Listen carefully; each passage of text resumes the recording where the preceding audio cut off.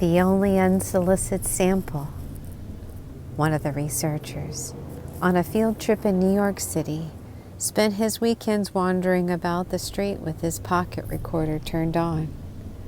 Working under a creative fellowship from another foundation, he was gathering material for a new tape symphony of the city. There hadn't been one that semester.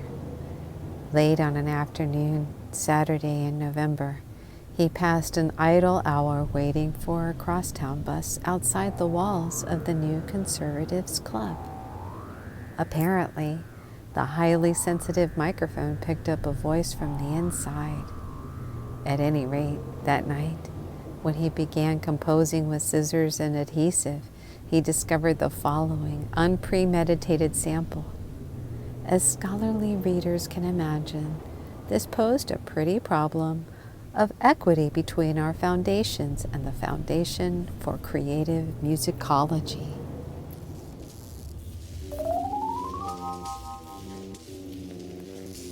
The deminded of softness has been gnawing at Americans' vitals for a full generation now, and we've gone soft, not only in our vitals, but in our muscles and our bones, our brawn and our brains, especially, perhaps, in our brains. You can see it in the very food we eat. What the heck is frottage squeeze anyway? Does it have an independent, objective existence? Or is it a hallucination or a projection of our own affinity for the formless, the soft and squishy, the flesh without the bones? Speaking of bones, or speaking of without bones, look at the food the young mothers buy in the markets. That prepared baby food started it. When a mother mashed up peas and carrots for her child, something of her effort remained in the food, and while the fibers were broken down and all that, still there was no character in the dish. Not so when you buy it all pre-mashed in jars. Did you know that the hurried mother now can buy mashed bananas in those jars? It's the truth.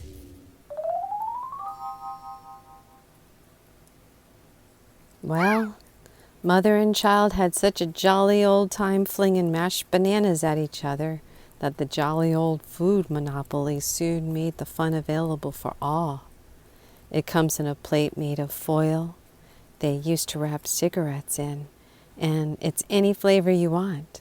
The material, or the substance, I guess it's a better word, is the same stuff in every time. It's made out of old bran mashed shapes into assorted forms and covered with a thick veneer of breadcrumbs.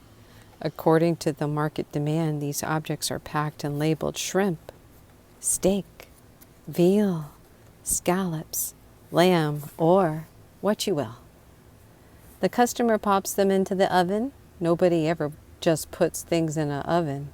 Serves them piping hot and provides the only taste the stuff has with ketchup, seafood sauce, and sauce tartar or mint jelly.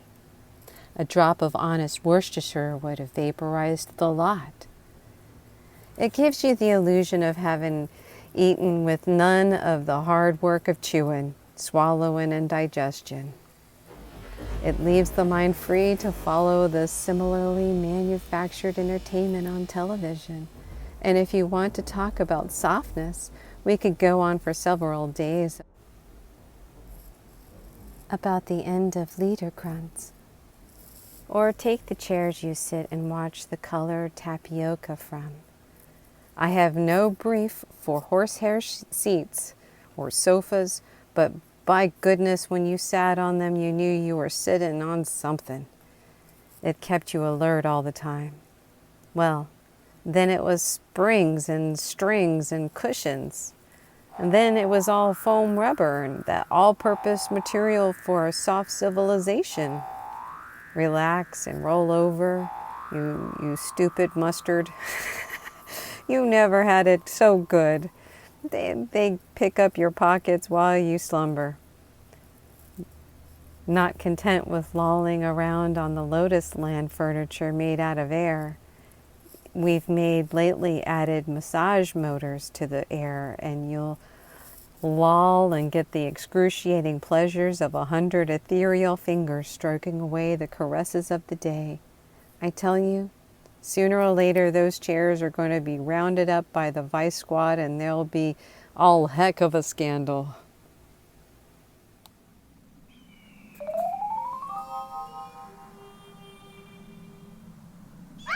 As I sit here on this fine old horsehair sofa in this splendid club, soon, no doubt, to be replaced by a parking lot for the sake of the increased turnover.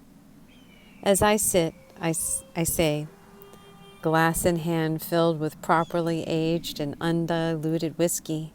And you know, in this as in so many things, Roosevelt didn't want what we had when he was talking about when he denounced the bourbons of America.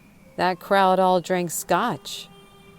And as I sit, back erect, eyes aglow, every fiber alert and alive, as I sit in the twilight of humanity, I ask myself, where did it all begin?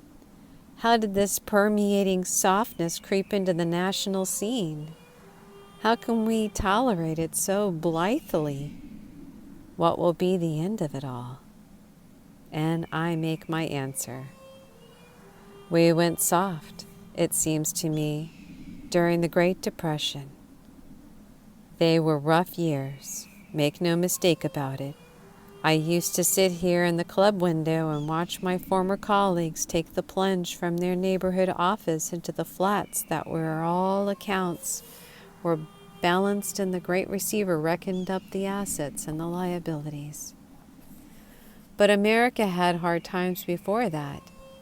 We had panic so bad we gave up using the very word, and I note in passing that depression was suffering, and it suffered the same fate. We have recessions and rolling adjustments, and one of these days, one of those adjustments is just going to roll right over us out and roll it out the door. My point is that in the worst of the panics, we didn't really panic. But in the depression, we allowed ourselves the luxury of feeling depressed. Well, that was softness right there. But then we institutionalized the softness. In the first place, the government assumed the responsibility of seeing that everyone had enough to eat. That is simply not a proper function of government. In the first place, you destroy initiative and incentive. It's all very well to talk about the second car and color television, but I tell you, nothing activates a man more than not knowing where his next meal is coming from. If he has several children who are also hungry, so much the better.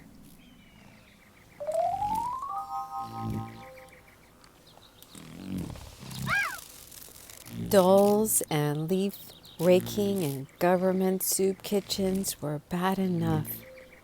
But then came Social Security, and this utterly dissolved any glint of hardness that may have survived the NRA. At a stroke of this Demindic device wiped up and whipped out the traditional American desire to save for one's old age.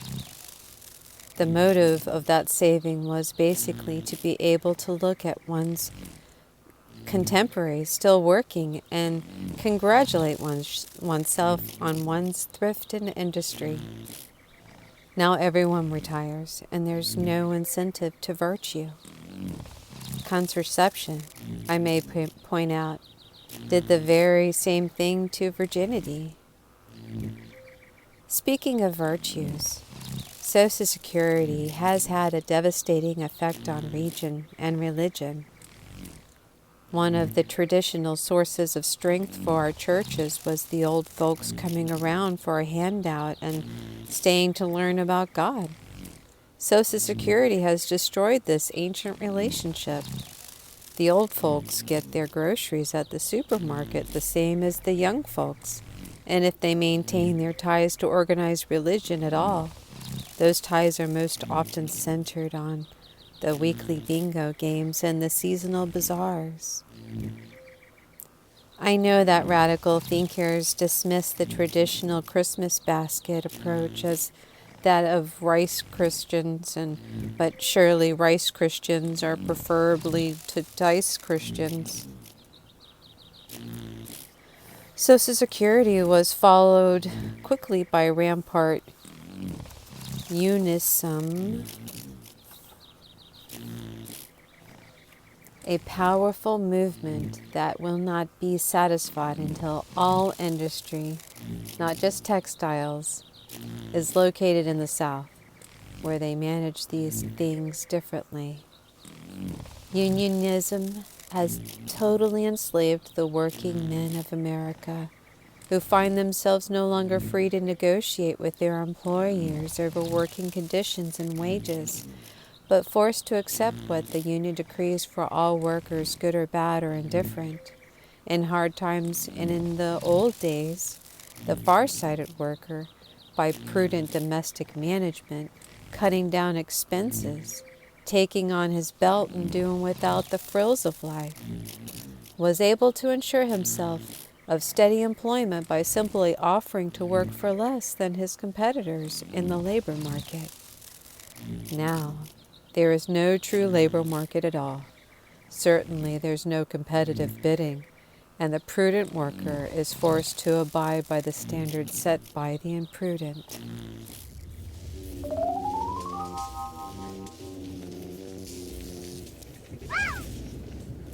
What is far more dangerous, however, is the effect these things have on unionism. Social Security and the graduate income tax have had on the better class of America.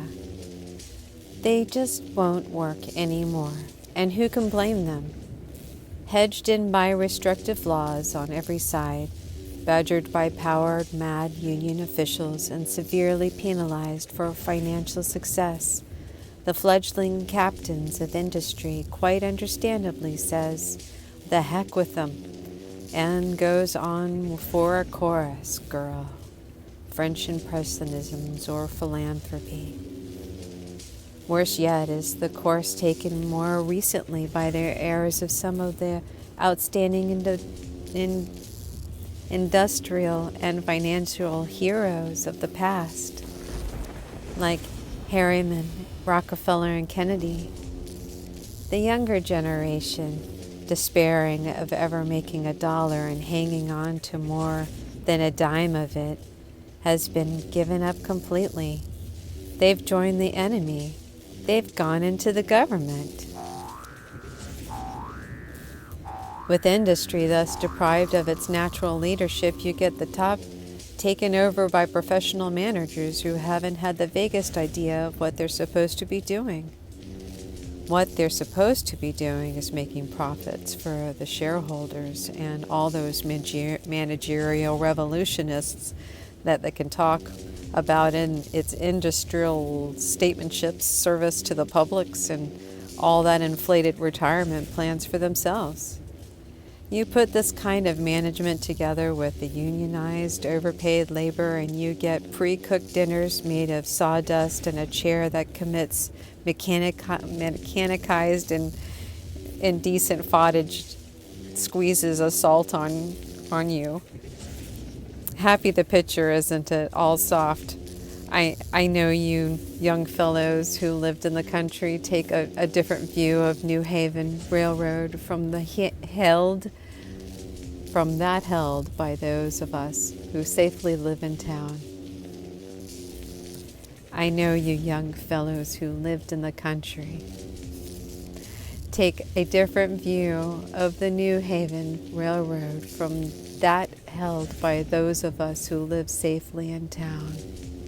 But try to put aside your feelings, your personal feelings for a moment. The New Haven some years ago found that it can make more money as a bar and a grill than in the transportation business. Fearlessly, it made the correct management decision. And I ask you to remember this. Every time you curse the train for being late, the line is reaping, the harvest is on perhaps 1,000 extra martinis, and thus, week by week, hour by hour, staves off inevitable bankruptcy. In my timetable, It's the darn smart railroading.